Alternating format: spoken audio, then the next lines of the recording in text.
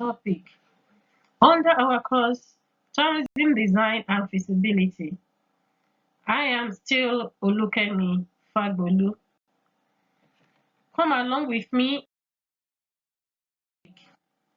that is Tourism Project Planning and Control. Most projects do not permit the use of infinite time or money. Usually, the time and or money are established at the start. They represent a constraint of the project.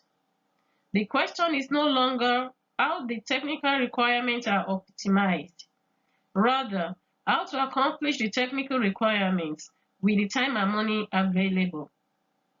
As a result of this introduction, the points to consider in today's topic are tourism project planning, planning and establishing the project baseline, managing tourism projects as a closed system, and tourism project control.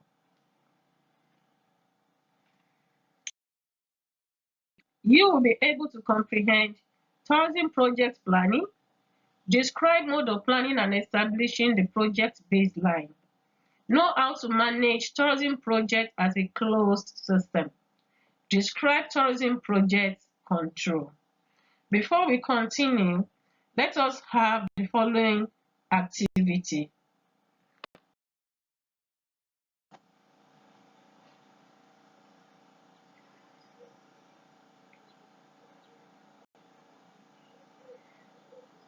I hope you have been able to describe tourism project planning. Now, let us continue with our discussion for today. Identifying for each element the specific tasks that must be accomplished, what must be done, by whom, and when. Therefore, the technical goals schedules are based upon the time and money available. With the cost and delivery fixed as cornerstones, the technical efforts must be made to fit. Good tourism project planning means identifying early and continuously the specific tasks that must be achieved, considering the resources in money, personnel, facilities, and time available. This simply means that where more than one person is needed, specific tasks are assigned to the individuals by name. They must commit themselves to accomplishing the task by a fixed time, and there should be no duplication of efforts. The interfaces between tasks must be recognized and the responsibility for resolving the differences assigned. Let us look at the tourism project management triangle. As you can see, the triangle has three elements: technical objectives, schedule, and cost. The planning process should result in major parties to the project having a clear sense of the cost, schedule, and technical objectives. The establishment of these three should attempt to define the possible. The project technical objectives should be derived from a clear understanding of the business requirements. Project costs should be realistic and affordable. The schedule should be achievable and appropriate for the business needs.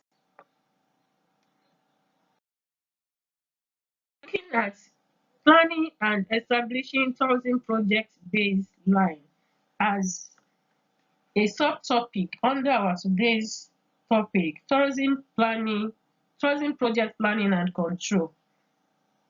From the diagram on the screen, you can see that tourism project is a process and is like a system.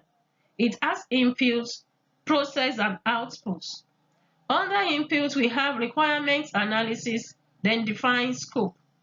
Under process, we have plan projecting, estimate schedule, identify work elements, estimate cost, recognize cost and schedule constraints, and the output will be realistic baseline plan. Note, iterations to define achievable scope.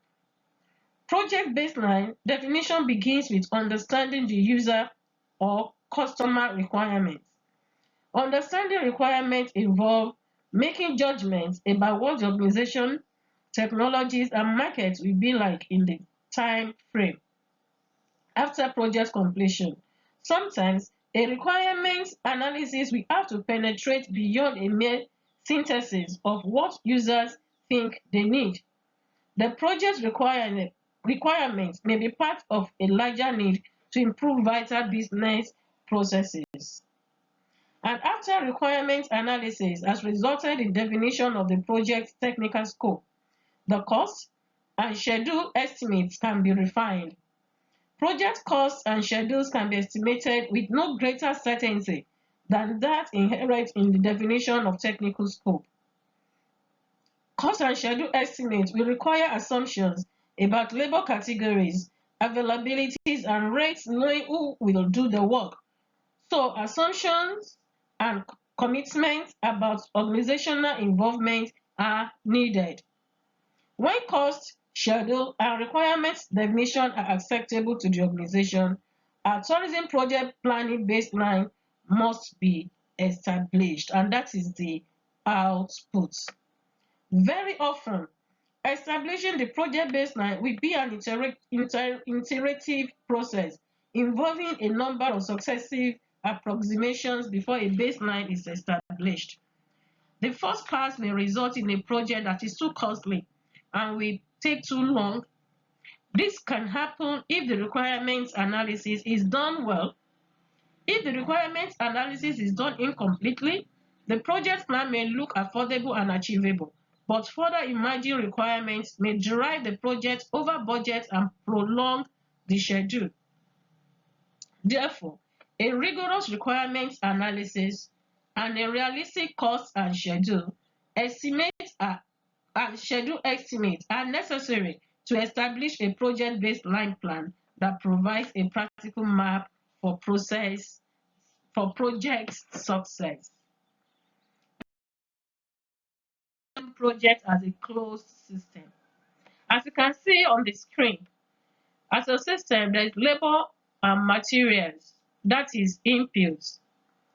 Then measurement against baseline or schedule budget, that is process, and actual performed, that is output. But in a closed system, the only way to really control a project, especially tourism project, is to treat it as a closed system. That means you put the project in a box and then control what goes into the box and what comes out. The closed system must address each element of the project management triangle earlier stated above, that is cost, schedule, and technical objectives. Project control. Control comprises of those administrative measures that need to be taken to get and keep a project on schedule with respect to time and money. Tourism project control is making sure that the technical objectives of a project are achieved within the time and money constraints. Time and money scheduling is not separated from the technical activities. Technical decisions by their very nature affect time and money considerations. Tourism controlling is the adjustment of the work when needed. So the overall time and money commitments are maintained or at least optimized. Thus, controlling means taking the appropriate action in the light of the information gained from monitoring. The whole process, therefore, and the whole purpose of scheduling and monitoring is to permit intelligent control. Please take notes. Of tourism project control are presented in this slide. That is scheduling, starting with scheduling, monitoring, and controlling. When you're talking of scheduling, it's the planning and recording part of control. Then schedule the project at the beginning. Identify the critical items early. Other steps to take under scheduling is seek the best time and cost estimates. Then modify and update the schedule. Then lastly, bring all the contributors into the scheduling process. Then monitoring means The progress of the project must be continuously measured against the established schedule. No matter how good the schedules are, if they are not used for monitoring, they serve very little purpose other than recording expectations. Monitoring, therefore, does not require holding to the schedule rigidly. It must be flexible. Controlling is the adjustment of the work when needed, so the overall time and money commitments are optimized, maintained, and maintained. Thus, controlling means taking the appropriate action in the light of the information gained from monitoring. The whole purpose of scheduling and monitoring is to permit intelligent control. On this note, we are considering class activity 2.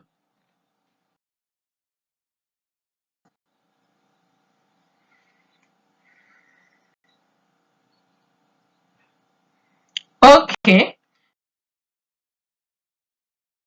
Tourism project planning and control.